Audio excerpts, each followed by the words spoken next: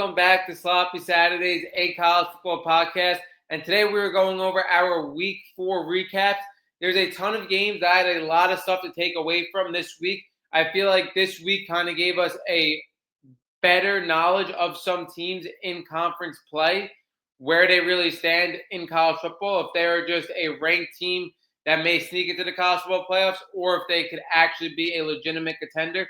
Not only that, there are multiple storylines in Week 4 as well that I would like to go over. And I think this recap is pretty important because now we're getting into Week 5, which is arguably one of the best slates we've ever seen with the SEC matchups and, Penn State whiteout against Oregon. Next week's going to be a significant turning point for some top teams. So going over this week, going into next week, we have a lot of stuff that is important to go over. Now, the first storyline I want to go over before we get into actual gameplay is Trinidad Chambliss and Ole Miss. If anybody doesn't know, Austin Simmons has been out. He has had a leg injury. He's been out for 2 games now, but Trinidad Chambliss has been playing like the best quarterback in the country. Ole Miss beats Tulane 45-10, a Tulane team that we thought was one of the best non-Power 4 conference teams in the country. This game was an 11-point spread. They beat them by 35. Trinidad Chambliss has over 400 total yards, 307 yards and 2 touchdowns passing, along with 112 yards rushing.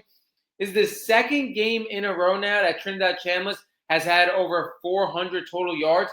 He looks super explosive on the ground, and in the air, he looks like he can make every throw, short, intermediate, and deep throws.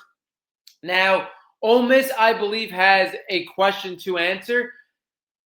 Because Trinidad Chambliss, if anybody doesn't know him, this is a guy that played Division II football last year. He's a former Division II Player of the Year in his conference, 2-time national champion in Division II football as well. And he comes to Ole Miss. He transfers. Lane Kiffin gives him a shot for the QB2 spot, and he earns it in the offseason. And now with the opportunity that Austin Simmons got hurt, he has been playing like, quite frankly, the best quarterback in the country. Now, I believe Lane Kiffin has a significant decision to make because, like I said, Trinidad Chambliss has a hotter hand than anybody in college football right now. But next week, they play LSU, which could be a significant game deciding whether they get into the college football playoffs or not towards the end of the season because let's call it like we see it. They are 4-0 right now. They haven't been truly tested. But we remember last year they played LSU. They had 3 losses, and you could look back at that game saying, if they would have got out of that game, they could have made the college football playoffs. So, yeah, if they lose to LSU next week, they'll be 4-1. They'll still have a shot to make the college football playoffs without a doubt. But this is a monumental game in their season. And LSU is a top 5 team. LSU is another team where their defense has been absolutely phenomenal. It has been flying. It has been playing like one of the best defenses in the country. So, like I was saying, Lane Kiffin has a huge decision to make. When we look at Lane Kiffin and Austin Simmons, a highly touted recruit, a phenom, a guy that played on Ole Miss baseball team, a guy that was a highly rated quarterback. This was the first highly rated recruit that Lane Kiffin really recruited at the quarterback position as his guy. Because when we look at Lane Kiffin with Jackson Dart came out of the transfer portal out of USC. It's not a guy that he got out of high school. So Austin Simmons is really that first guy. And again, Austin Simmons, a guy with huge expectations going into the year.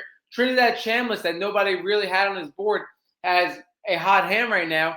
Who do you go to if you're Lane Kiffin? And this could be monumental. Again, Lane Kiffin could look like an absolute genius if he goes with Trinidad Chambliss over Austin Simmons or vice versa and beats LSU. Again, he could look phenomenal. But on the flip side, he goes with the wrong QB. There's going to be a lot of questions after. It's always tough, especially I feel like for college football because these guys aren't pros and you don't want to lose a locker room. Again, like I said, these guys are young adults. And when you have a quarterback controversy, it is very important that you are able to handle it the right way and keep your team together because there's no doubt right now people on this Ole Miss team are truly believing in Trinidad Chambliss. He looks like a man amongst boys. So that's the first thing I really wanted to go over. What is Lane Kiffin going to do in this LSU matchup? And in my opinion, it's kind of happened at the worst time because Trinidad Chambliss, like I said, has been lining it up. And now you got to make your next decision on an absolutely monumental matchup for your season. Again, me personally, I really like Austin Simmons, but you can't deny what Trinidad Chambliss has done. And I might ride the hot hand with Trinidad Chambliss especially because I don't know where Austin Simmons is right now in his recovery. Like, is he even going to be 100% going to LSU? And then you have Trinidad Chambliss, like I said, that's so hot you just can't deny it right now. I would not be surprised if Lane Kiffin goes with Trinidad Chambliss. Again, like I said, this is going to be a monumental decision. And like I said, it's going to raise a lot of questions after the fact, win or loss, when you're in a QB controversy. And it's like a 50-50 decision who you're going to split. I mean, I wouldn't fault him either way. Like I said, Austin Simmons was his guy, such an highly touted guy. And then Trinidad Chambliss comes out of nowhere playing Division II football. But like I said, this is going to be a huge decision for Lane Kiffin because, again, nobody's hotter than Trinidad Chambliss. They probably have no more important matchup in their schedule in their regular season than LSU. And now it's time for a decision to make. Now we're going to get into the next storyline that I really want to go over. It is Arch Manning taunting Sam Houston. Arch Manning finally plays the game that we all expect him to play. Finally lived up to expectations for a game at least. Arch Manning goes 18 for 21, 309 yards, 3 touchdowns. And then he also puts in 2 touchdowns on the ground. So he puts in 5 touchdowns while only throwing 3 incompletions. Arch Manning was absolutely absurd in Texas in this Sam Houston win, 55-0. But again, he's doing what he's supposed to do against Sam Houston. Now, the thing that I want to go over, if anybody doesn't know, I believe it was on the first rushing touchdown. Arch Manning kind of taunts the Sam Houston defender. And a lot of people had issue with it, again, because Arch Manning is doing what he's supposed to do against Sam Houston. And he hasn't lived up to par before this. And they feel like the fact that you're really taunting a school that isn't even a Division I touted school and you're supposed to be doing what you're supposed to be doing. A lot of people took issue with it. Now, for me personally, I'm not going to lie to you guys. I absolutely love Arch Manning taunting Sam Houston. One, I can't even imagine what opposing defensive players are saying to Arch Manning right now. With the amount of hate Arch Manning has gotten in the 4 weeks, and even before that, with the expectation saying, again, it's just his last name, he's nothing like his uncles, blah, blah, blah. Like, you don't think the defensive players on Sam Houston are saying the same exact thing to Arch Manning? He runs over them, scores a touchdown, taunts in the guy's face. I absolutely love it. It is showing Arch Manning that he has that dog in him. But not only that, I know that what the people are saying against Arch Manning right now, with how overrated the national media thinks he is, I don't fault Arch Manning for doing this at all. Like, if you want to talk, he's going to clap back. And I absolutely love that. Again, as all of you guys are waiting for Arch Manning to, again, prove it against significant competition. But Texas is still in a good spot at 3-1. Again, the route is definitely going to get harder. We know next week they play Florida, which, again, is going to be Arch Manning's next true test. Florida has been on the downward spiral, but, again, an SEC matchup. His really first SEC conference matchup starting. So that's going to be a true test for Arch. But, again, a little controversial. A lot of people think Arch shouldn't have got up and barked in Sam Houston. But like I said, I believe what people are saying on the defensive side of the ball to Arch Manning is definitely going to fire him up. And I don't mind seeing some fire in Arch Manning. Again, he just got to prove it on the biggest level. But we saw Arch Manning really improve in this game. Against a cupcake, he was absolutely flawless for the first time in college football. Hopefully, Arch Manning could really ride this momentum into the next week. Now we're going to get into our game recaps. There are 3 games that I would really like to go over. Now, the first game I want to go over is Texas Tech, Utah. We told you guys that we really like Texas Tech in this matchup, and really exactly what I thought that was going to happen in this Texas matchup, at least how Texas Tech was able to win this game, was, like I said, exactly how I thought. Texas Tech won this game 34-10. Now, in the first half, it was very sloppy football. We saw 5 turnovers in the first half, 2 interceptions, 2 fumbles. And I forgot how the other turnover was in the first half. It might have been another interception as well. And going into this week, Barron Morton was one of the hottest quarterbacks in college football. And Barron Morton looked completely off for Texas Tech. Even before he got hurt, he just looked off. He had 2 interceptions. I believe he completely underthrew both of those balls. And I believe he was underthrowing balls all game. And Devin Dampier was pretty locked up for the entirety of this game as well. I never really believed in this Utah offense against a true opponent because I believe this Utah offense is extremely predictable. And I also did not realize how bad Devin Dampier's deep ball is. I knew Devin Dampier was not the quarterback that was able to stretch the field. And I told you guys in Utah's last 3 matchups, they were cupcake type matchups. I know they played a Power 4 in UCLA, but one of the worst Power 4 teams in the country. And they were able to play through Devin Dampier and this run game and just a couple of screen short passes. But let's be honest, when you're in the sport of college football and you're trying to be a true contender, like Utah was ranked 16 going into this matchup, you have to threaten every blade of grass on the field. You have to be able to stretch the field.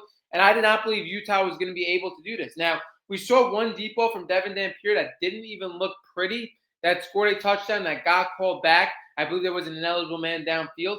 But other than that, there was a ton of opportunity for Devin Dampier on deep balls that he could just not connect with.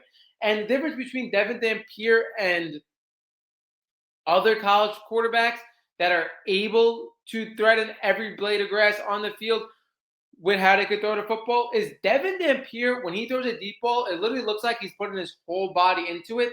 And that's why I just don't believe in this Utah team. I don't believe they could threaten a really good defense with a variety of different ways to win the football game. Like I said, they cannot do any passes outside of like 10, 15 yards. They cannot throw outside the hashes as well. Like, that's why I do not believe in this Utah team. Now, we got to get down to the thick of things because, again, Texas Tech dominated on the defensive side of the football, no doubt. And they were up when Barrett Morton did get injured, and they could have rode out this game with their defense with a backup quarterback and Will Hammond coming in. But when we talk about Will Hammond, I am more impressed with this guy. This guy's performance, probably more than any performance this whole year in college football. Because when you talk about this Big 12 matchup against one of the biggest contenders in the Big 12 in Utah, and you have a lead for Texas Tech, your defense is flying. Texas Tech coaching staff really could have just said to Will Hammond, a backup quarterback, protect the football, and we have a great shot at winning this game. But they did not do that. Will Hammond was absolutely flawless in this matchup. He was 13 for 16, 169 yards, 2 touchdowns. 2 touchdowns he dropped in the absolute bucket.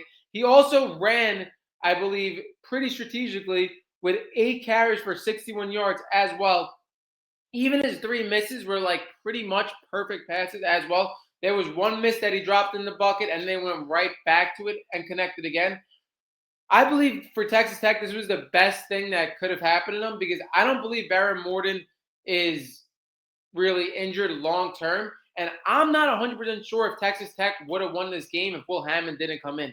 Will Hammond, who I wasn't really familiar with, he was a 4-star recruit, and he threw for the most yards in Texas high school his senior year that year. So, again, this was a guy with talent, but this was a guy that came in unfazed. And it really seemed like Texas Tech offense opened up once he came in this game because, like I said, Barrett Morton just did not have it.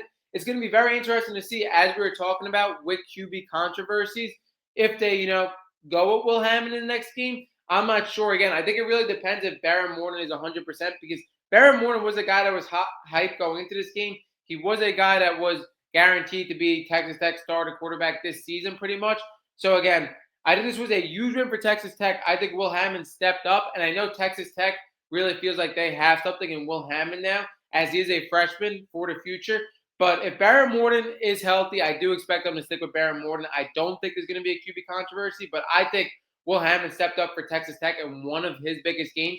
And another thing I want to go over with the Will Hammond thing as well that I personally didn't know, they said on the broadcast, is that Will Hammond has a lot of reps with the one because Barrett Morton was out for significant time this offseason. So that proves how he had much chemistry with them, and it really seemed like that throughout the game. Utah, I have significant question marks with. Again, this was a big loss for them. They were a team that's a possibility to get into the back end of the college football playoffs, but I have true question marks against contenders in the Big 12 and outside the Big 12. Are they going to be able to beat anybody? Because, again, like I said, if you have a solid defensive line like Texas Tech has, they are a pretty predictable offense to shut down. Again, you don't have to play very deep for them. You're going off of 5, 10-yard screens and runs. It is very predictable.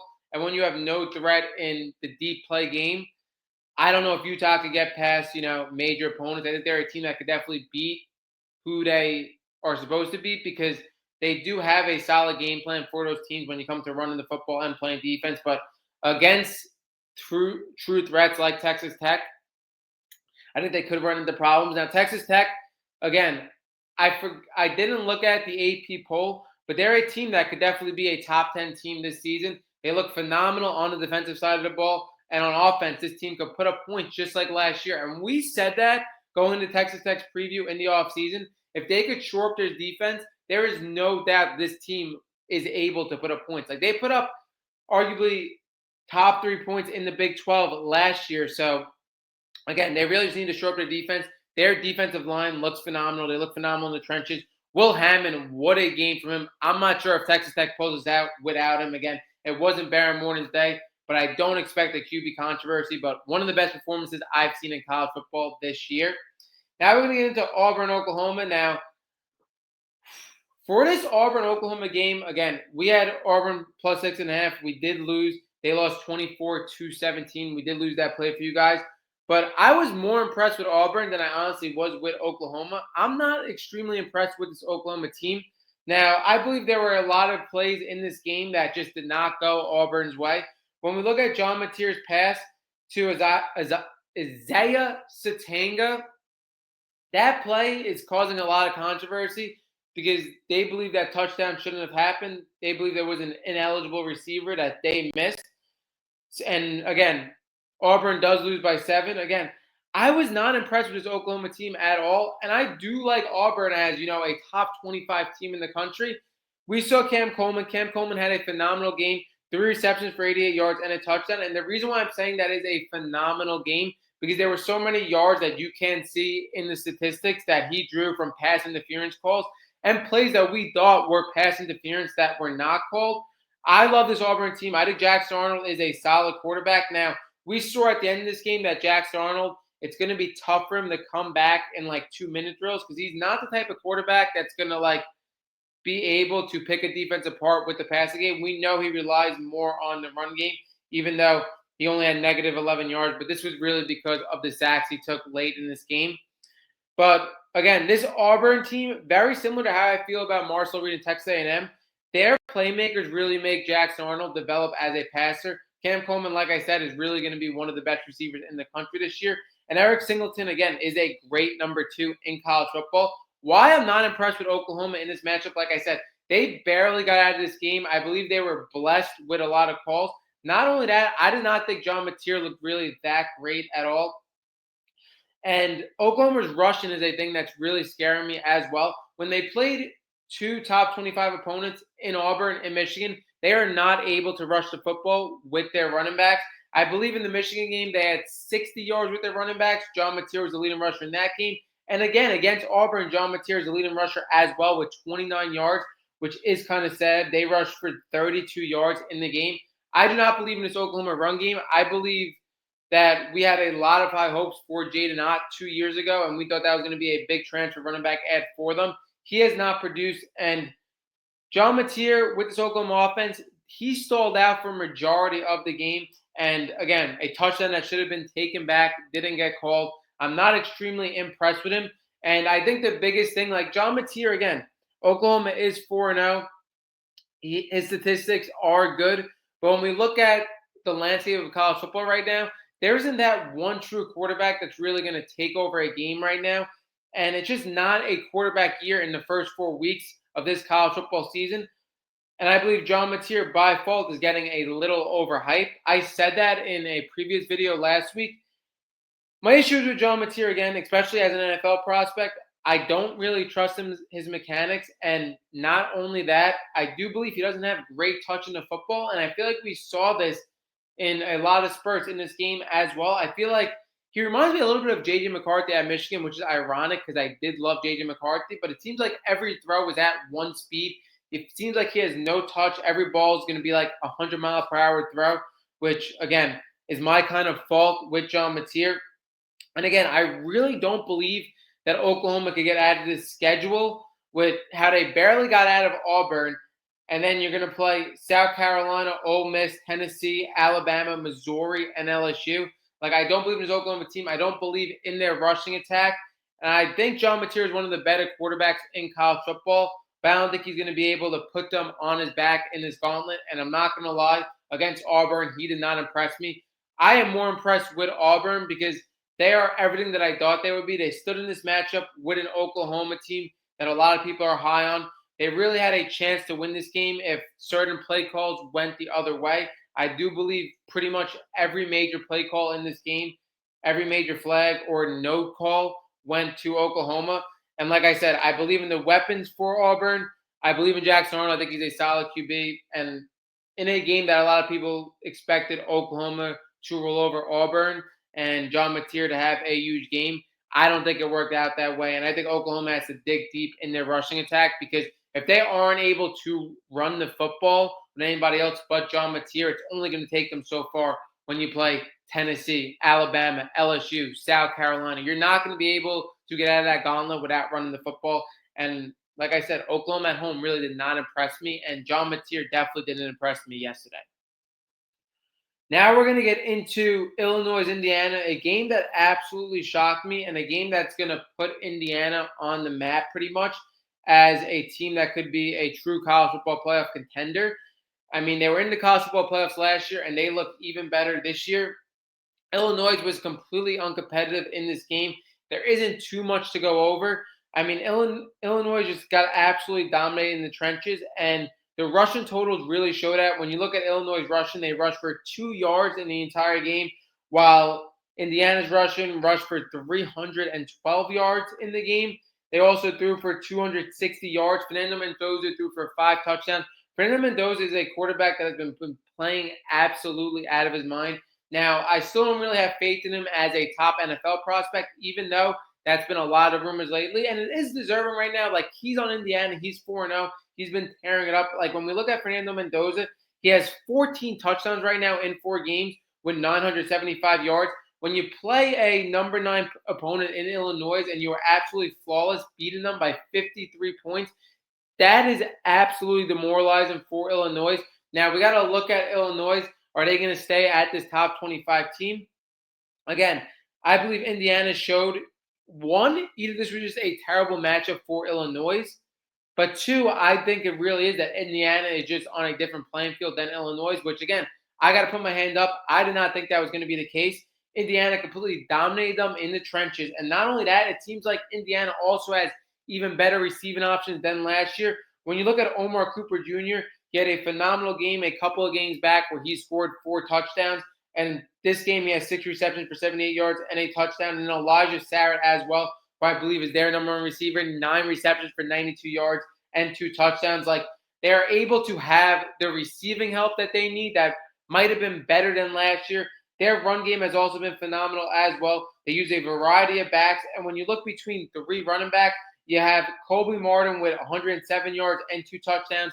Kalen Black with 89 yards and a touchdown. And then Roman Hemby, who I thought was going to be their RB1 going into the season, he has 66 yards as well. Like, again, they have a multitude of options in the run game, in the receiving game. And Fernando Mendoza has been absolutely flawless this season. You could say he's playing the best college football play at the quarterback position out of anyone. And this game was just utterly shocking because in a short line game between 2 ranked teams, you get a 53-point win against Indiana. Kurt Cignetti has been really a great coach the last 2 years, turned this Indiana program around. They did phenomenal in the transfer portal, like I said, bringing Fernando Mendoza in, and they have been flawless. And again, I think Illinois is going to be very similar to me, like we just said for Utah. Again, could they stay as a top 25 team for the rest of the season? Possibly, but again, in these big-time matchups, I don't know if Illinois really has it. I thought they would be definitely a lot better in the trenches. Like, I didn't think they were going to give up over 500 total yards in this game. I thought they were going to be a lot better in the trenches. And then again, on offense with Fernando Mendoza and the running backs and the receivers, there was just a gap in offense between these 2 teams. I just didn't expect them to get dominated like this. Indiana absolutely shows their domination. And again, this could be an Indiana team again that really shows that they could be in the college football playoffs. Next week they play Iowa. Then they play Oregon, which is going to be a tough matchup for them. They play Michigan State, UCLA, Maryland, Penn State, Wisconsin, and Purdue. So again, even if they drop these 2 against Oregon and Penn State, you're looking at a college football spot in the Big Ten with 2 losses for Indiana. My biggest thing with Indiana, again, this offense is super explosive. They beat a top 25 team in Illinois. But just like last year, I don't want to see this Indiana team beat around all these non-contenders in the Big Ten, lose to Oregon, lose to Penn State, not be competitive in those games, and then go into the college football playoffs and lose right away. I want to see this Indiana team take the next step and actually beat a true contender in college football. That's going to make me truly believe in this Indiana team. Again, do I believe in them a little more in a top 25 matchup, absolutely dominating and winning by 53 points? Yeah, I definitely believe in them a little more, but I want to see this Indiana team finally take the next step and beat a true contender in college football. They're going to have the opportunity to do that, like I said, as they play Oregon and they play Penn State. But again, they could dance around the Big 12 again with those 2 losses and still make it as well. Now we're going to get into the last game. We're getting into Missouri and South Carolina. This game, I really just wanted to go over a couple of big things, concerning things for me on both sides of the ball. Now, Ahmad Hardy has been absolutely unreal, a guy that really had no big offers in college football, a transfer guy, he comes from ULM. He has 600 yards now and 6 touchdowns in his 4 games. And this Missouri team literally just rode Ahmad Hardy the whole entire way. Now, I don't know if it was bad tackling for South Carolina or Ahmad Hardy is just that great at breaking tackles. I think it was definitely a mix of both. But his Missouri team rushed for 285 yards and only threw for 171 yards passing. Bo Prabula, I thought, didn't look phenomenal in this game. Did what he had to do to win with 171 yards, a touchdown and interception. But like I said, this Missouri team is running on the back of Ahmad Hardy, one of the best players in college football right now. And South Carolina in this game, it was pretty concerning because you had South Carolina as a 9-point underdog opening up the week because Lenore Sellers, there was strong expectation he wasn't going to play. He does play, and it really looked like Missouri just got dominated in the trenches. When you look 285 rushing yards to -9, South Carolina or any football team is never going to win a game with those rushing totals in comparison. My biggest concern for this South Carolina team, and I said it, I believe Lenore Sellers as a prospect is so polarizing. At his size, what he's able to do running the football and his arm strength, like you could argue he has the most physical gifts in all of college football. And that's why Lenore Sellers is talked about as a day 1 quarterback next year because the ceiling is just so high. But again, very similar to other people like an Anthony Richardson or whatever. Again, he isn't that raw right now in SEC football. Like, again, he went for 18 for 28, 302 yards, 2 touchdowns. You might say, that stat line is great. What are you talking about? If you go back and watch the South Carolina game, the amount of boneheaded mistakes that Lenore Sellers made, he took multiple 20-yard sacks in this game, trying to extend plays that flat out wasn't there, took them out of drives, not knowing when to throw the football away. Not only that, in big drives down the stretch in this game, in 1-score games, he was completely inaccurate. He had his biggest misses towards the end of this game. Like I said in my top 10 college football quarterbacks video, when I had him a little bit lower, I said he is not polished. Yes, he might have this ceiling for an NFL ceiling, and he might have this potential, but right now he is not one of the most polished quarterbacks in college football. And even though Lenore Sellers had a great day, 18 for 28, 302 yards, 2 touchdowns, and I understand when you are rushing for -9 yards with your run game, it is extremely hard on a quarterback because the play calling turns into pretty predictable play calling when you cannot run the football. But at the same time, taking 2 25-yard plus sacks, not knowing when to throw the football away, and then again, being inaccurate down the stretch, I have major questions with Lenore Sellers and the South Carolina team. They are now 2-2. Unfortunately, last game, again, Lenore Sellers came out. They lost that game. You don't know what would have happened if he would have played all 4 quarters. But for a team that was supposed to be a contender, a top 15 team, they're 2-2. In my opinion, Lenore Sellers, if he's going to go in next year's NFL draft, I understand it with the potential, but there's a lot of work that has to be done on this guy because, again, his mental game is just not there right now. And we have seen it continuously with players we were talking about, DJ Lagway, etc. Like, Lenore Sellers' mental game is not there. Yes, he can make any throw in the field with his arm strength. Yes, his size. You cannot teach that size. His speed, again, same type of deal, but the amount of boneheaded mistakes he made in a very, very winnable one-score game for most of this game against Missouri.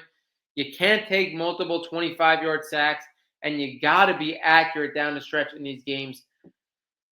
That's really what I took away from the South Carolina game. And Missouri might really have something again as a top 15 team possibly down the stretch. Like, Bo Prabula has been playing good ball. This was not his best game, like I said, but it's very comforting when you have the run game that Missouri has. Like, Ahmad Hardy is one of the best players in college football right now at the running back position, and Jamal Roberts in this game also puts in 76 yards and a touchdown. Like, they really do have a nice tandem between those two, and Missouri football could definitely be competitive in the SEC. That wraps up this week 4 recap of Sloppy Saturdays. Drop down your thoughts on a lot of these storylines and this game. It's going to be a big week for us because, like we said, next week, the week coming up, is going to be one of the biggest weeks in college football history with the matchups that are on. That wraps up the episode of Sloppy Saturdays, and